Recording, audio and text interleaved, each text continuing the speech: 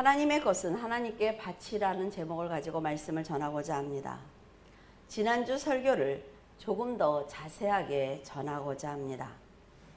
3일 후면 십자가를 져야 하는 예수님은 이제 시간이 얼마 남지 않았기 때문에 말씀을 더 자세하게 가르쳐야 되는데 사람들이 자꾸 공격을 하니까 말씀을 가르칠 수가 없었어요.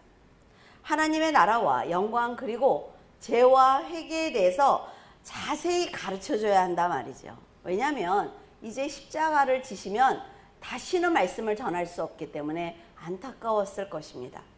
그런데 산헤드린에서 파견된 사람들이 끊임없이 의심을 품고 자기들의 생각을 던지는 거죠. 당신은 어떻게 생각합니까? 우리들은 지금 이것을 가지고 고민하고 있는데 당신은 어떻게 생각합니까? 계속 질문을 던지는 거예요. 하나님은 사람들이 드리는 헌신과 충성으로 영광을 받으시는 분이 아니라 스스로 영광을 누리시는 분입니다. 그럼에도 영혼 구원을 위해서 일하시는 것은 거듭난 성도들과 함께 영광을 누리고 싶은 사랑에서 시작이 된 거예요. 하나님은 구원의 조건을 세우셨습니다. 그것은 죄와 싸우기 위해서 하나님을 의지하는 자를 구원하겠다 이거예요. 다른 건 아닙니다. 에덴 동산을 만드실 때 그곳에 사탄이 있다는 것을 아셨음에도 사람들의 육체를 세상의 물질인 흙으로 만드셨습니다. 이것은 사탄이 사람들을 유혹할 것을 알고 계셨지만 아담이 죄를 이겨주기를 원하신 거죠. 하지만 아담과 하와는 하나님의 명령을 아담과 하와가 하나님의 명령을 거역할 것을 아셨기에 그 죄를 해결하고 구원하실 방법까지 모두 다 세워놓으셨습니다. 이런 말을 들으면 사람들은 이렇게 얘기를 해요. 그냥 영혼만 만들어서 천국에서 그냥 같이 살지 왜 이렇게 힘들게 하냐는 거지요. 하지만 하나님께서는 무조건 모든 사람들을 천국으로 인도하시는 것이 아니라 믿음을 통해서 구원하시겠다라는 구원의 조건을 만들어 놓으신 것입니다. 즉 하나님의 사랑을 깨닫고 감사하는 자들만 천국의 축복과 영원한 생명을 누리게 하시겠다는 그 약속을 스스로 정하신 것입니다. 레위기 17장 11절에 육체의 생명은 피에 있음이라 내가 이 피를 너희에게 주어 제단에 뿌려 너희의 생명을 위하여 속죄하게 하였나니 생명이 피에 있으므로 피가 죄를 속하느니라. 히브리서 9장 11절에서 12절에 그리스도께서는 장래 좋은 일의 대제사장으로 오사 손으로 짓지 아니한 것 곧 이 창조에 속하지 아니한 더 크고 온전한 장막으로 말미암아 염소와 송아지의 피로 하지 아니하고 오직 자기의 피로 영원한 속죄를 이루사 단번에 성소에 들어가셨느니라. 하나님은 말씀하시기를 죄 사함을 받는 길은 오직 피밖에 없다라고 말씀을 하셨어요. 그래서 대제사장은 자기와 백성의 허물을 위해서 제물의 피를 가지고 성소에 들어가서 죄 사함을 받았습니다. 그러나 동물의 피는 영원히 속죄함을 받을 수 없기 때문에 죄가 없으신 예수님이 이 땅에 오셔서 십자가에서 단번에 속죄를 이루신 것입니다. 예수님의 희생은 영원한 속죄를 이루었고 더 이상의 죄 때문에 피가 필요 없게 된 거예요. 이렇게 십자가에서 승리하신 그리스도를 믿는 모든 영혼들이 구원을 받는다는 것은 하나님께서 세우신 약속 때문입니다. 그래서 하나님의 뜻을 깨달은 사도 바울은 교회의 부흥을 위해서 자신의 육체에 고난으로 채운다라는 고백을 하기도 했습니다. 만세와 만대로부터 감추었다가 이제 성도들에게 나타나신 비밀이 바로 성도 안에 계신 그리스도이며 영광의 소망이라고 한 것입니다. 독생자이신 예수님께서 인류의 죄를 위해 이 땅에 오시고 성도들이 하나님의 계획을 성취하고 하나님의 비밀인 그리스도가 영광 가운데 오시는 그날까지 이 땅에서 일하시는 분이 바로 성령입니다.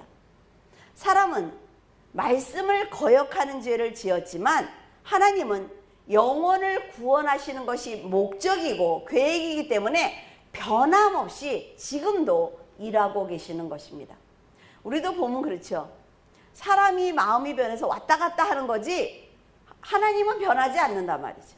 하나님은 늘 그 자리에 계세요. 근데 내가 기분이 좋으면 막 할렐루야 막 난리도 아니에요. 그렇죠?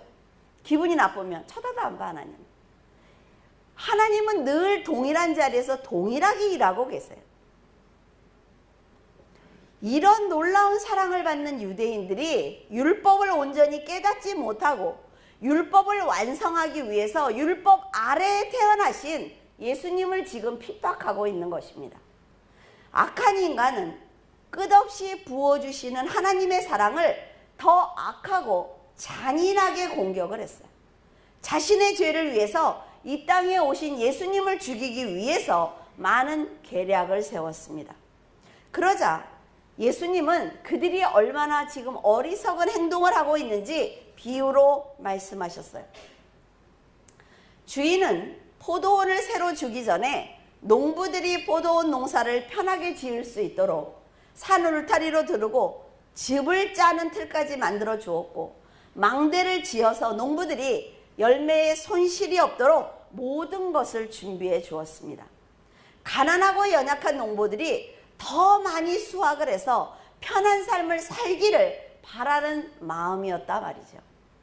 포도나무도 있고 안전한 울타리도 있으며 즙틀까지 있기 때문에 농부들은 주인에게 감사하는 마음으로 이제 농사만 지으면 되는 것입니다. 좋은 주인을 만났어요. 시간이 지나면 열매는 자연스럽게 맺힐 것이므로 선한 마음을 가지고 살아가기만 하면 되는 것입니다.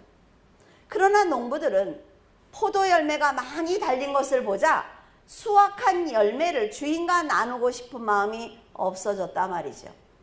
주인은 소작년만 주고 나머지는 다 가져라고 말을 했단 말이에요. 그런데 농부들이 모두 다 갖고 싶다라는 욕심에 사로잡히고 만 것입니다. 하나님께서도 아담과 하와에게 에덴 동산에서 살게 하셨습니다. 그들이 필요한 모든 것을 에덴 동산에 다 채우셨어요. 그러면서 다만 동산 중앙에 있는 생명나무와 선악을 알게 하는 나무만, 그 열매만 먹지 마. 다 가져도 좋아 라고 말씀을 하셨습니다. 그러나 아담과 하와는 다 갖는 것이 그것까지, 동산 중앙에 있는 그것까지 다 갖겠다는 것입니다. 사탄이 주는 유혹에 그 욕심이 생긴 거예요. 그래서 죄를 받아들였습니다. 그리고 나서 그들이 하는 행동은 하나님을 피해서 사탄의 영역으로 숨어버리는 것입니다. 지금 우리들도 하나님께서 생명과 가족과 물질과 건강을 다 준비해 주시면서 이 모든 것은 다 네가 가지고 누려도 좋아 라고 말씀을 하셨어요. 그리고 네가 나에게 해야 되는 건 내가 너의 아버지라는 거, 그리스도가 너의 죄를 대속한 걸 믿어달라는 것입니다. 내가 너에게 준 모든 축복의 11조, 그러니까 물질과 시간과 목숨까지 드리며 내가 너의 주인이라는 것만 인정해 달라는 것입니다. 하지만 우리 모두는 소유가 늘어날수록, 세상의 삶이 편안해질수록 하나님을 피해서 사탄의 종으로 살고 있습니다. 정말 재밌는 것은 성도들의 마음이 강팍해지잖아요. 그러면 정말 헌신할 시간이 없습니다. 하나님께 예배를 드리러 올 시간이 없어요. 정말로. 요새 너무 바빴어요. 정말 바빠요. 그리고 마음이 강팍해질수록 하나님께 드릴 헌금이 없습니다. 왜냐하면 사용할 것이 너무나 많단 말이죠. 그분이 하나님께 드리기 싫어서가 아니에요. 하나님의 순위가 우선순위에서 밀려서 그런 거지, 그분의 마음은 그게 다 진실일 거다, 저는 그렇게 생각을 합니다. 이것은 지금 농부들과 아담이 드러낸 죄 때문에 그렇습니다. 주인은 약속대로 소작료를 받기 위해서 다시 종들을 보냈어요. 어쩌면 주인은 농부들에게 후한 은혜를 주었기 때문에 당연히 그들도 같은 마음일 것이다 라는 생각을 했을 것입니다.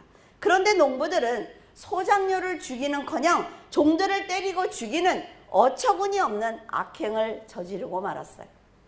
마태가 기록하기를 농부들이 종들을 심하게 때렸다라고 기록한 것은 아주 잔인하게 채찍질을 해서 피를 심하게 흘리는 태장을 쳤다라는 얘기입니다. 그러니 얼마나 심하게 때렸을까요? 농부들은 왜 이렇게 어리석은 행동을 했을까요?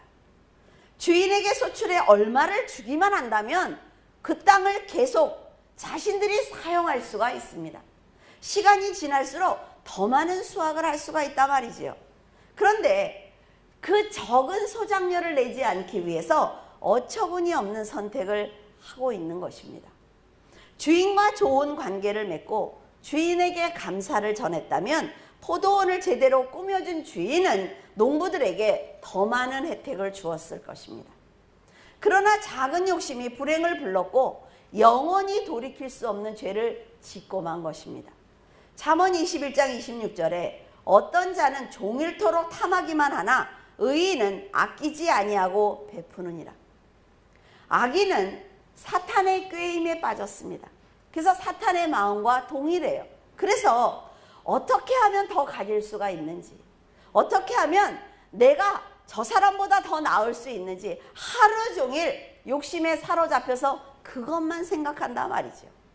하지만 의인은 모든 것이 하나님의 것이며 필요한 모든 것을 하나님께서 채워주실 것을 알기 때문에 욕심을 부리지 않고 베푸는 것입니다. 지금 농부들을 보면서 욕심을 부리고 강팍하게 행동했다고 해서 포도원이 자기 것이 되는 것이 아니라는 것을 우리는 배울 수가 있습니다.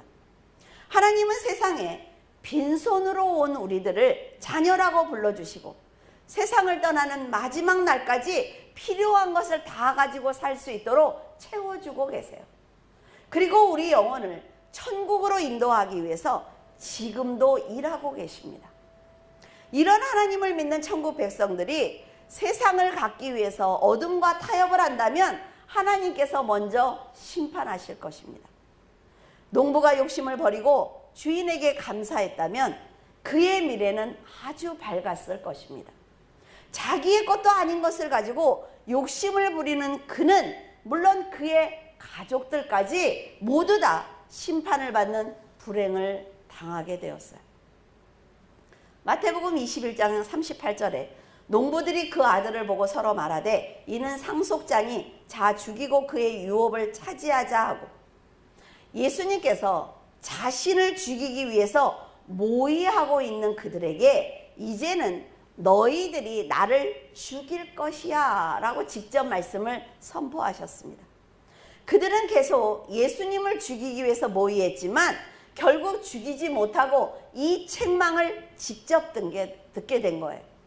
예수님을 죽이기 위해서 아무리 사람과 사탄이 계획을 하고 협력을 해도 하나님께서 허락하지 않으면 절대로 생명을 빼앗을 수 없습니다.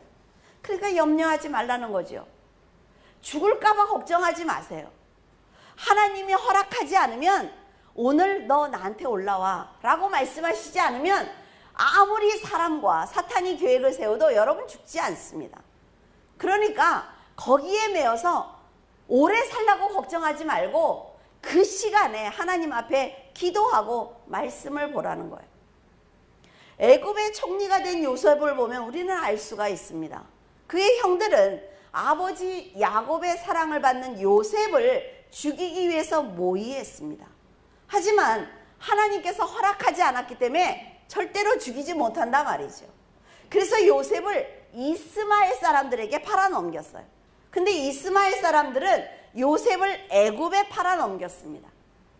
이렇게 그들이 머리를 맞대고 요셉을 어떻게든지 없애버리자 라고 했던 그 악한 생각이 요셉을 애굽의 총리로 만들었습니다.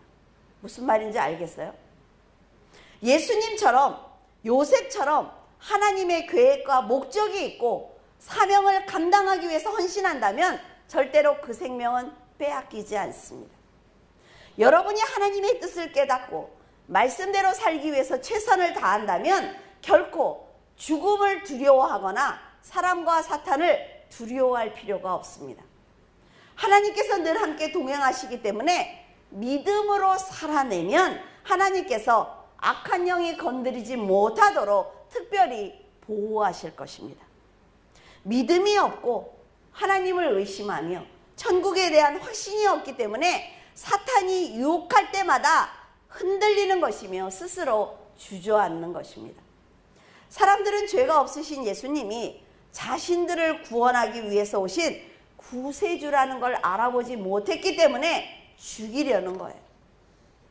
주인이 외아들을 농부들에게 보냈지만 농부들이 아들을 죽이고 그의 유업을 차지하려는 죄를 짓는 것과 같은 것입니다. 농부들이 외아들을 죽인다면 그들은 돌이킬 수 없는 죄를 짓는 것이고 다시는 기회가 없습니다. 이처럼 어리석은 사람들이 모의하고 사람들을 선동해서 예수님을 십자가에 못 박았지만 예수님을 죽이는 순간 그들은 영원한 불못에 떨어지고 만 것입니다. 주인이 외아들을 보낼 때 사랑하는 아들이다 라는 표현을 했습니다. 이 단어는 예수님이 세례를 받을 때 하늘로부터 들려왔던 내 사랑하는 아들이다 라는 단어와 동일한 단어예요. 주인과 하나님은 지금 사람들을 돌이키기 위해서 사랑하는 아들을 사망에 던지는 아픔을 겪고 있는 것입니다. 농부들은 상속자를 죽이기만 하면 포도원의 소유권이 자신들에게 넘어올 줄 알았어요.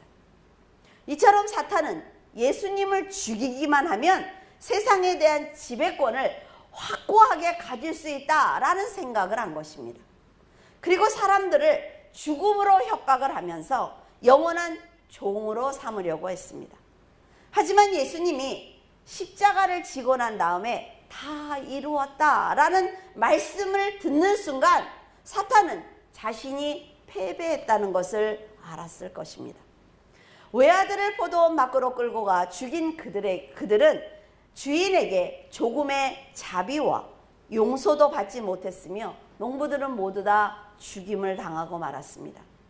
예수님을 모함하고 결국 예루살렘 성 밖으로 끌고 가 처형한 그들은 하나님께 영원히 용서받지 못하고 불못에 떨어졌을 것입니다. 농부들은 주인이 나타났을 때 정말 두려웠을 거예요. 그들은 어쩌면 처음 온 종을 때리고 돌려보냈을 때 우리가 주인에게 쫓겨날지도 모르겠다라는 생각을 했을 것입니다. 그래서 돌이킬 수 없기 때문에 더욱더 악하게 행동했을 것입니다. 여러분, 죄는 처음 지었을 때 회개하기만 하면 훨씬 쉽게 돌이킬 수 있습니다. 처음 죄를 지었을 때 한 번 야단을 맞고 차라리 솔직하게 고백하면 용서받기가 훨씬 쉽습니다.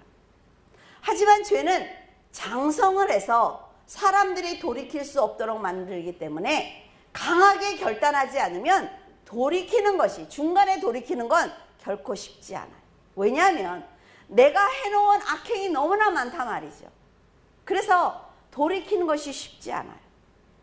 지금 예수님 앞에 앉아서 포도원의 비유를 듣는 사람들은 예수님이 자신들을 향해서 지금 심판을 전하고 있다라는 것을 알았을 것입니다. 그래서 말씀을 듣고 있던 누가는 예루살렘과 유대인들이 당할 그 고통을 생각을 하면서 그렇게 되지 않기를 바랍니다 라는 말을 했어요. 여러분, 포도원의 비유는 지금 우리 입장에서 보면 이미 다 일어난 일이고 이루어진 일입니다. 주인의 명령대로 농부에게 왔던 종들, 즉 선지자들이 하나님의 말씀을 전하다가 죽임을 당했어요. 그리고 주인의 외아들인 와서 농부들에게 포도원 밖으로 죽임을 당한 것처럼 예수님께서는 예루살렘 밖으로 끌려나가서 죽임을 당하셨습니다. 이 모든 사실을 지금 우리는 다 알고 있단 말이에요. 이게 가장 중요한 일입니다. 지금 우리는 하나님께서 예언하신 모든 일들이 창세기에서부터 우리가 지금 살아가는 지금까지 다 이루어지고 있어요. 이것을 아는 우리들이 지금 농부들과 똑같은 죄를 짓고 있습니다. 캘리포니아에서 법이 통과가 됐습니다. 어떤 법이냐면 성소수자들, 동성애자라 그런 사람들을 목사가 상담을 해주면 목사가 이건됩니다. 이것이 통과가 됐어요. 뭐예요? 교회 안에서 말씀은 니네들끼리만 하라는 거예요. 세상 밖으로 갖고 나오지 말라는 거죠. 그래서 목사들을 입건하겠다라는 그 법이 통과가 됐습니다. 어떻게 할까요? 지금 우리들 앞으로 성큼 다가오고 있다는 생각이 들지 않습니까? 우리나라도 곧 통과가 될 거라 말이죠. 지금 국회의원들이 정신없는 소리들을 얼마나 하고 있어요. 그러면 밖에 나가서 전도할 수 없습니다. 이제 그들에게 상담해 줄 수 없어요. 지금 이런 시대에 우리가 살고 있단 말이죠. 농부들이 주인에게 어떤 은혜를 받았는지, 그리고 농부들이 어떤 욕심을 가졌는지, 욕심이 장성을 해서 어떤 죄를 낳고 있는지, 그 죄들이 지금 세상을 어떻게 변화시키고 있는지 우리는 모두 다 알고 있습니다. 밖에 나가보세요. 아니요, 대낮에도 퀴어 축제, 소돔과 고모라 성 아닙니까 지금? 그런 성도들이 동일한 선택을 하고 있고 악행을 저지른다면 하나님의 심판이 농부들에게 임한 것처럼 심판이 임할 것입니다. 누가복음 20장 17절에 그들을 보시며 이르시되 그러면 기록된 바 건축자들의 버린 돌이 모퉁이의 머릿돌이 되었느니라 함이 어찌미냐. 만약 사람들이 여러분을 모함하더라도 하나님이 진실을 밝혀줄 것을 믿고 여러분의 일을 그냥 하고 있으면 돼요. 내가 억울해. 그러니까 이 사람 찾아가서 얘기하고, 내가 억울해. 이 사람 찾아가서 얘기하고 하면요, 이 사람은 또 다른 말을 한단 말이죠. 왜냐하면 내가 듣고 싶은 것만 들으니까. 이게 사람이에요. 그런데 여러분이 하나님이 하시겠지. 그래, 언젠가 시간이 지나면 걸어가다 보면 아, 그때 네가 억울했잖아. 근데 내가 해결했어. 라는 하나님의 음성을 듣게 된단 말이에요. 하나님은 하나님의 일을 하시는 분이에요. 이거 절대 잊으면 안 돼요. 하나님은 하나님의 일을 하십니다. 그렇기 때문에 여러분이 하나님의 일을 하고 있으면 억울하지 않고 부끄럽지 않도록 도와주실 것입니다. 하나님이 살아있다고 믿는다면 이 정도는 해야 되는 것 아닙니까? 예수님은 자신에게 주어진 십자가를 감당하셨고 하나님은 영혼 구원을 위해서 하나님의 일을 하셨기 때문에 사람들이 쓸모없다고 버린 예수님을 영원한 구원의 머릿돌이 되게 하신 것입니다. 건축자들이 잘못 판단해서 버린 돌처럼 자신들을 구원하기 위해서 오신 메시아를 알아보지 못하고 이스라엘의 종교 지도자들과 정치인 그리고 유대인들은 예수님을 버리고 말았습니다. 하지만 하나님은 예수님을 중심으로 구원을 이루셔야 하기 때문에 모든 인류의 머릿돌, 교회의 머릿돌이 되게 하신 거예요. 자, 예를 들어서 저는 세상에서 저를 보면 너무나 나약하고 내세울 것이 없는 목회자입니다. 하지만 하나님께서는 저를 물줄기 교회 목사로 사용하시겠다라는 결정을 하셨어요. 그렇기 때문에 말씀을 깨닫게 하시고 능력도 주시고 지혜도 주셨습니다. 이것이 하나님이 하나님의 일을 하시는 거예요. 그러면 저는 뭐를 해야 돼요?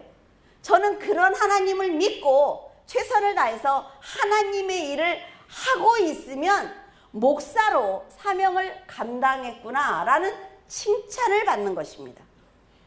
하나님이 저를 목사로 세우시겠다고 결정했기 때문에 사람들이 핍박을 하고 조롱하고 가볍게 대해도 하나님이 놓지 않는 한 저는 목사인 것입니다. 무슨 얘기인지 알겠어요? 악한 사람의 공격에 의해서 하나님의 계획이 무산되는 것이 아니라 말이죠. 성도들은 그래서 하나님의 계획을 자세히 알고 있어야만 실족하지 않습니다. 성경을 알아야 세상이 돌아가는 게 보인단 말이에요. 누가복음 20장 18절에 무릇 이 돌 위에 떨어지는 자는 깨어지겠고 이 돌이 사람 위에 떨어지면 그를 가루로 만들어 흩으리라 하시니라. 돌은 예수 그리스도를 말하는 것입니다. 인간의 의가 강하거나 자기의 판단과 결정만 믿는 사람들, 매사에 불평하는 사람들, 자기가 지키고 있는 형식과 율법을 위해서라면 진리를 버리는 사람들은 이 돌 위에 떨어지면 산산이 부서질 것입니다. 돌 위에 떨어져 부서진다는 것은 예수 그리스도가 천국의 주인이기 때문에 예수님을 공격한 자들은 천국에 들어가지 못한다는 말씀이에요. 예수님은 많은 사람들이 듣도록 어디서든지 복음을 전하셨어요. 하지만 종교 지도자들과 정치 지도자들은 말씀을 듣고도 자신들의 생각을 바꾸지 않았습니다. 도리어 자기들이 궁지에 몰리자 예수님을 죽이자라고 모의한 것입니다. 그러나 이들이 예수님을 대적할수록 구원과 멀어졌어요. 그리고 돌 위에 떨어져서 산산이 부서지는 조각이 되고 말았습니다. 예수님께서 부활하시자 예수 그리스도를 모함하고 공격했던 모든 사람들은 영원한 생명을 얻을 기회를 잃고 만 것입니다. 마지막 날에는 사람이 돌 위에 떨어지는 것이 아니라 돌이 사람 위에 떨어집니다. 그래서 가루를 만들어 버린다라고 말씀을 하고 계십니다. 재림하실 예수님을 통해 불신앙을 가진 자들은 심판을 받게 될 것입니다. 이건 교회 아니고 바뀌고 상관없단 말이죠. 그러니까 이왕 우리가 교회를 다니는 거 정확하게 진리를 알고 올바로 믿어야 됩니다. 돌이 사람 위에 떨어지면 기회가 없는 거예요. 여지가 없는 것입니다. 예수 그리스도의 재림은 세상을 멸망시킬 심판주로 오실 것입니다. 그리고 복음을 거절했던 교만하고 인간의 의가 강하며 우상을 숭배하는 모든 자들은 지옥불에 떨어지는 심판을 받게 될 것입니다. 예수님은 포도원 비유를 들어서 그들에게 세상 마지막에 어떤 일이 일어날 것인지 다 가르쳐 주셨어요. 3일 뒤에 십자가를 지면 다시 돌이킬 수 없기 때문에 그들에게 간절한 마음으로 돌이키라고 지금 말씀을 전하고 계시는 것입니다.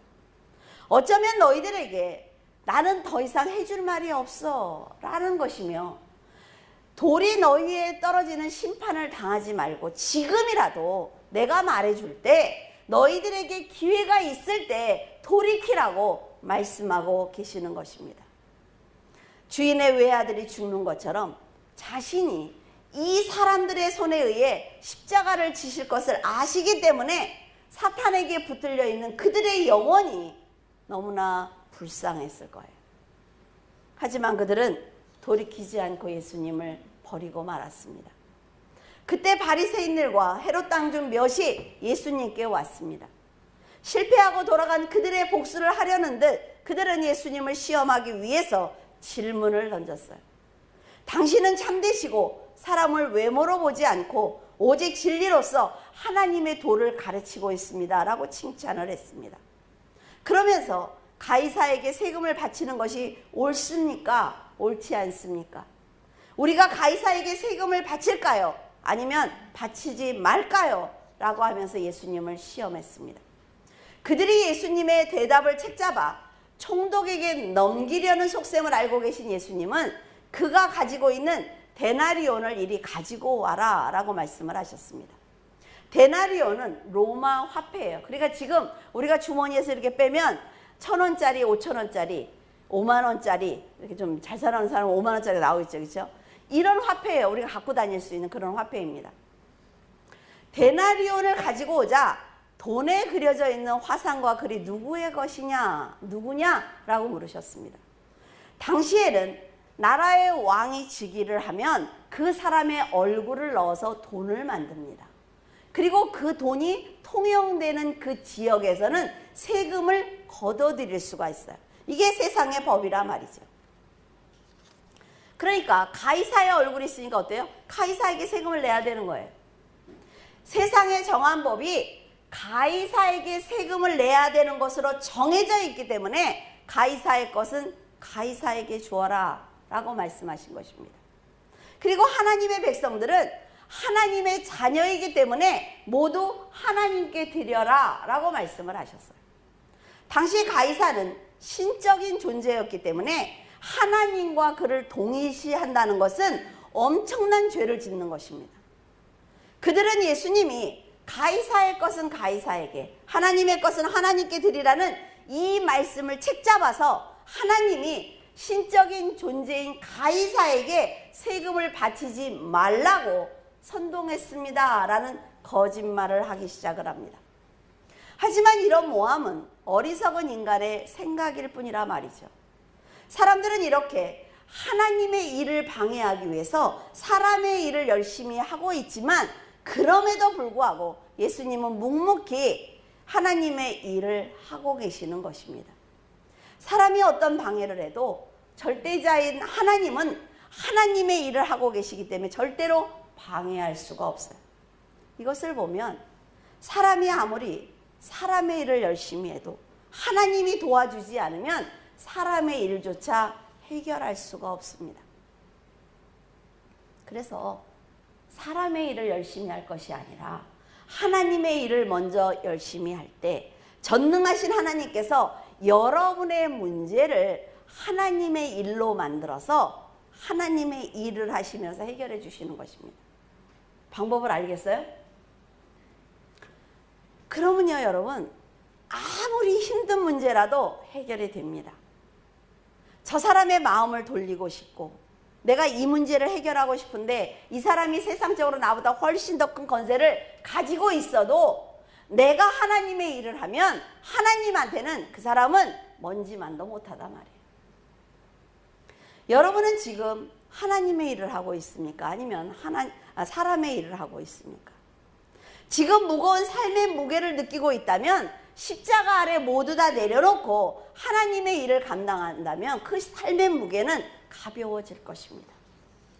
하나님의 품에 안긴 성도라면 세상을 향해 멀리 가지 말고 하나님의 울타리 안에서 욕심을 버리고 살아가기를 바랍니다.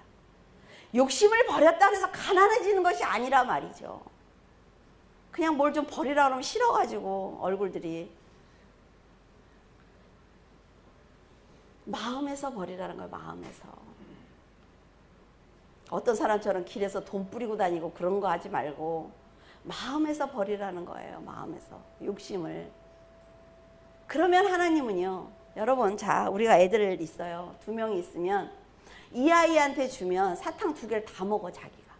근데 얘한테 주면 어때요? 꼭 자기 것만 먹고 기다렸다 이 아이가 오면 줘. 그러면 부모가 누구한테 맡겨요? 너무 간단한 원리란 말이죠. 여러분, 하나님의 것은 하나님께 정직하게 드리며 언제나 믿음으로 승리하는 성도가 되시기를 예수 그리스도의 이름으로 축원을 드립니다. 기도하겠습니다. 사랑이 충만하신 하나님 아버지 감사드립니다. 저희들은 하나님이 하나님의 일을 하심으로 인해 평안과 안식을 누리며 살아가고 있습니다. 그럼에도 감사하는 마음보다는 세상을 바라보며 더 풍족한 삶을 주지 않는다고 불평하고 있습니다. 농부들과 이스라엘 사람들을 보면서 하나님을 믿어드리기만 하면 넘치도록 축복을 부어주실 텐데 왜 믿어드리지 못하는지 안타까운 마음을 갖지만 저희들도 그들과 같은 자리에서 만족하지 못하고 있다는 것을 새삼 느끼게 됩니다. 돌이킬 기회가 있을 때, 말씀을 전할 기회가 있을 때 믿음으로 최선을 다하는 성도로 살아가기를 원합니다. 이제 명절을 맞이하여 부모와 형제자매를 만날 터인데 성도의 모습을 보여주게 하시고 말씀을 배운 자로서 하나님의 자녀의 삶을 보여줄 수 있도록 도와주시옵소서. 모두 건강한 모습으로 돌아와 하나님께 예배드릴 수 있도록 가고 오는 길을 지켜주시기를 원합니다. 언제나 하나님의 일을 하심으로 저희들을 악한 자와 악한 영으로부터 지켜주시는 예수 그리스도의 이름으로 기도드립니다. 아멘.